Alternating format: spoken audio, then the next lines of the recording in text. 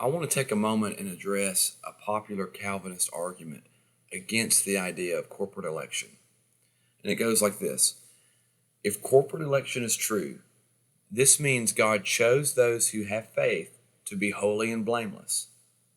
But is not faith indistinguishable from salvation? Because someone who has faith has salvation, right? So if faith then is indistinguishable from salvation, and salvation indistinguishable from being holy and blameless, wouldn't that be like saying God chose those who are saved to be saved? Let's talk about the premises that support the conclusion of this argument. Premise 1.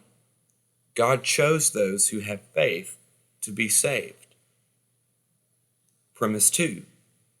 Faith and salvation are the same thing. Conclusion: if faith and salvation are the same thing, this means God chose those who are saved to be saved, which is illogical. This argument is designed to be a defeater against the idea of corporate election. But in order for an argument to be a defeater against another position, it must be demonstrated that all the premises are true. However, premise 2 is only true if faith is effectual and preceded by regeneration.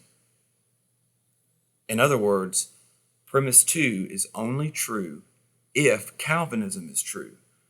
But that's the very point that's up for debate, and so it begs the question, is Calvinism true? To beg the question is to use your own position to support itself. It's like saying, you're wrong because I'm right. If someone said this to you, the first question you would ask is, but how do you know you're right? This argument fails because it's based on the logical fallacy of circular reasoning. And so it only defeats a caricature of corporate election, a straw man that merely resembles our position. On our view, faith is the instrumental means through which we're saved, not salvation itself. And so to make it more clear why a fallacious argument actually fails, it's only necessary to use the same logic to create a similar argument against the opposing position. For example, if unconditional election is true, this means God chose the elect before the foundation of the world to have faith. But is not faith the instrumental means through which we're saved and not salvation itself? Someone who has faith must freely choose with libertarian free will to have faith, right? So if faith is the instrumental means through which we're saved and not salvation itself, wouldn't that be like saying God causally determines all libertarian free will choices?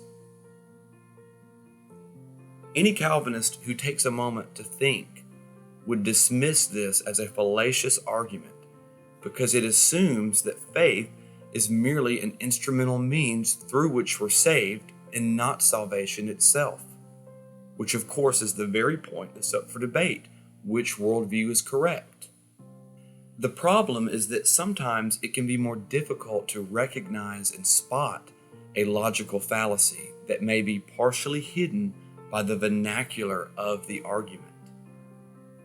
It's easy to unknowingly use a fallacious argument, but it's concerning to me when mainstream biblical figures who have spent large portions of their lives formulating arguments resort to using fallacious arguments to refute their opposition.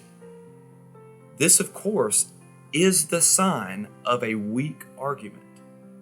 If the Calvinistic interpretation is the only consistent interpretation, it should be easy to show the inconsistency of the opposing view without the need to resort to circular reasoning, for example.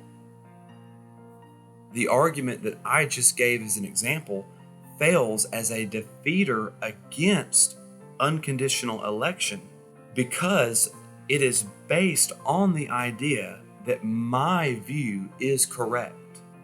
And this is the very same thing that Calvinists are doing when they raise the argument that God cannot choose those who have faith because faith and salvation are the same thing. And so therefore God's choice wouldn't really do anything. It would just be him choosing those who are saved to be saved. The Calvinist is making the very same mistake of using their own position and assuming their own position is correct in order to disprove the opposing view. And that is the reason that the argument fails.